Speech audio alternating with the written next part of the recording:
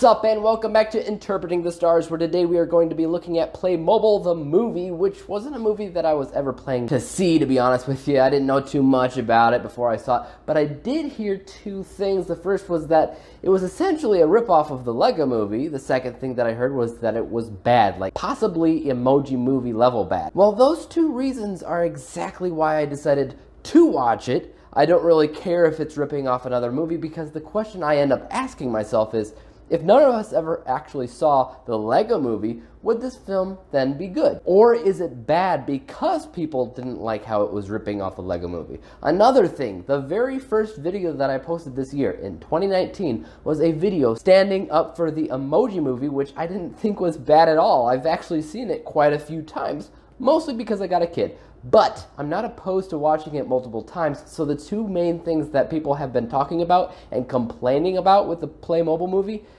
didn't turn me away. So let's get cracking and talk about this arcane film. This review is brought to you by the word of the day, arcane, obscure or mysterious.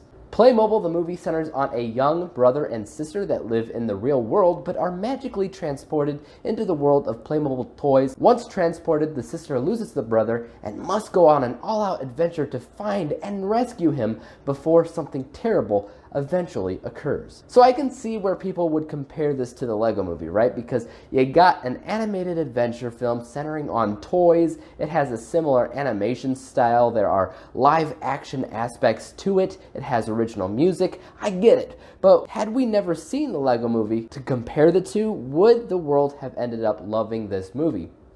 I don't think so, and I think that's because the Lego movie was really good at expanding the demographics so that everybody had something to enjoy about the film. Playmobil is really a very specific age group, and I'm okay with showing it to my kids, but it's nothing that'll hold my attention personally. That's nothing against the movie, it just says that I'm not in the core demographic. I think if you ignore how childish it can be at times, I consider it to be fine.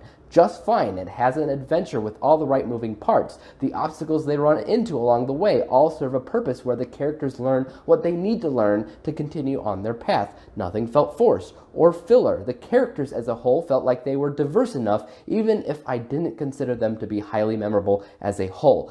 They didn't blend in together, which is a good thing. The main difference between the Lego movie and Playmobil is the fact that the Lego movie was 100% in a child's imagination, while Playmobil is a magical thing that happens, which transports real people into a fictional setting. Both are fine. Both are variations of things that we've seen plenty of times before.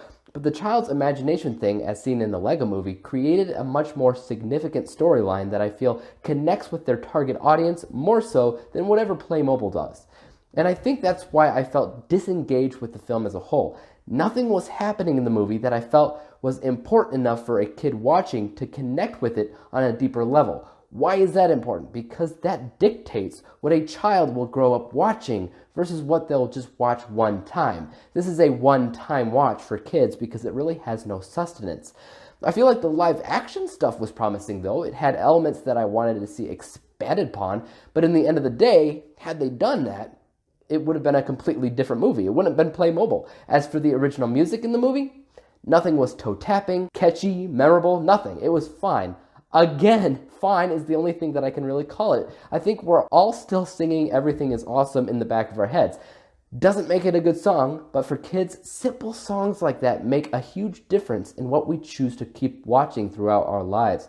Lego Movie had Everything is Awesome. Frozen had Let It Go. Most Disney movies as a whole have some kind of song that they are known for that we can probably recite word for word if asked. But Playmobil?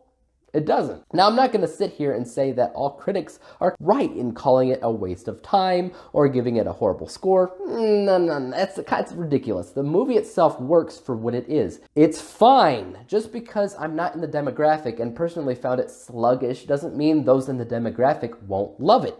And that's really important to note. What did I score it though? 62%, 62 out of 100 possible stars, granting it the letter grade of D. Not the best thing in the world, but far from the worst. I did score it worse than the Emoji Movie because given the choice between the two, I would choose Emoji. Take that as you will. Fellas, I am interested in hearing what you have to say about Playmobil. Did you like it? Did you hate it? Do you know anything about the Playmobil toys? Because I don't. Let me know in the comments below. As for YouTube, you know what to do. Hit the subscribe button if you like this review and would like to see some more like it. Hit the thumbs up button because that always helps out my channel. And don't forget about that little bell icon because that helps notify you when I come out with my next review. And until then, peace out!